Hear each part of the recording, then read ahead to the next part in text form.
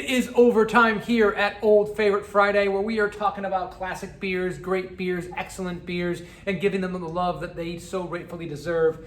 Ralph, the rules for Old Favorite Friday are used that as a classic old beer that's been around for a long time. Maybe because it's been around for a long time, it gets a little under the radar for some people. We're breaking the rules a little bit here. Maybe this is new Favorite Friday to a certain extent. This is a beer that's only been in production for a couple of years now, and this is the Festbier from Green Bench. Now, I am cheating by using this beer, one, because it was recommended multiple times over the last couple of weeks as we got into the fall season. It's been recommended many times, so I wanted to check it out and try the beer. And two, the Festbier is a classic style.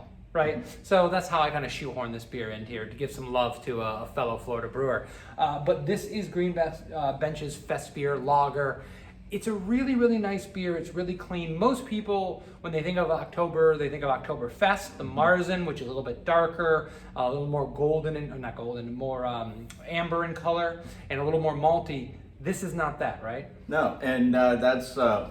First off, let me say Green Bench, they're a great brewery, and that's what I like about this, because number one, it has a great hop presence for a Fist beer, because like you said, there's a lot of Marzens and this and that, so sometimes the line with American breweries especially gets a little blurred. But no, this is more of like a crackery crust, like it definitely has some malt sweetness, but it doesn't quite go to that extra level that a darker Marzen might go.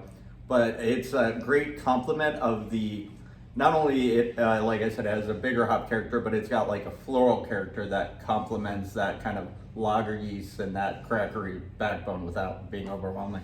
I think that's a big part of this beer to me, is that it does have a nice malt backbone. It does have a tinge of malt sweetness. It is a maltier lager, right, off the bat, but it is a little bit hoppy. It seems like it is a little more hoppy than a traditional Fest beer would be, I would say, from the ones that I've had. But the hops give it complexity and interest without detracting from what makes it a Fest beer. That's one of the hardest things to do when you're doing a classic beer style, is to do your own interpretation or do an update or do your thing while also paying homage to what makes the beers great in the first place. And the hops here add a little bit of bitterness. I like the floral aspect of it. It's not, classic citrus hops here. It's not even, I'm not picking up like tropical fruit like you would get in a lot of like the New England IPA that everyone, obviously is using a lot of those hops in general. This seems like a more old world hop profile, just jacked up a little bit. Yeah, and actually I really like that, because one thing even that you mentioned, the tropical thing, and it's even starting to kind of take over in lagers now, where a lot of people will say they're making, some kind of traditional lager, whether it's a Fest beer or otherwise.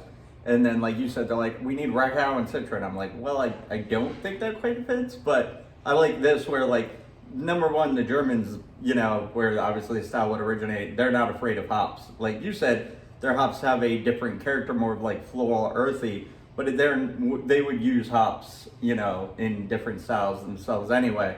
And like, I like how this pays kind of homage. Like you said, it's very much could be considered new school in a way, because it's just that slightly turned up character. But you would expect this to be like a middle fruit or a Saz or that kind of hops being used. So they put their own spin on it, as you said, but it harkens back to I imagine if you got a fresh German Fest beer, if you're over in Germany, during their Oktoberfest, it might be similar to this if you're getting it, just brewed. That's a really good point. We do, all the beers that come directly from Germany do have to take a boat ride, and they don't move really, really fast. So there is some truth to the fact that we're not getting those beers as fresh as they might optimally be. I really love Green Bench in general. We have never featured a beer from Green Bench on Old Favorite Friday.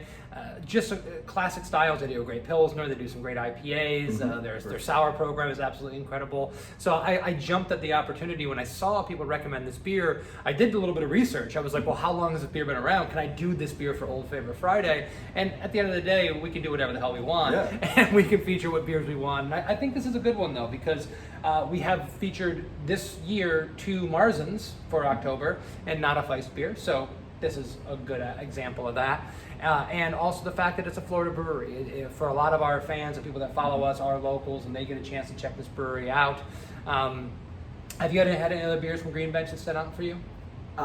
Yeah, I've definitely had a couple of their IPAs. The name's escaping me right now. It's the Red Can. I know that's horrible, but I just can't think of the name off. But the Sunshine State? Yeah, Sunshine. Yeah, thank you. Yeah, that was a great IPA because I remember when it actually first came out. That I think has been around at least for a few years. That's one of their cores. Yeah, it's been around for quite a while. But I've also and this is probably one of my first lagers from them, but I've heard great things about their lager program. So I'd definitely love to go up that way and check them out one of these days because I've definitely heard plenty of good things. Yeah, Postcard Pils is a really nice beer. So definitely check out Green Bench in general, but if you can find this beer, because now it's Christmas time. I saw 3 Christmas beers on the shelves at Total Wine and More when I went to pick this beer up, which is just bananas to me, the fact that those beers are already out. Our Christmas beer is coming out in November, like the first week of November. I'm like, okay, we hit the time.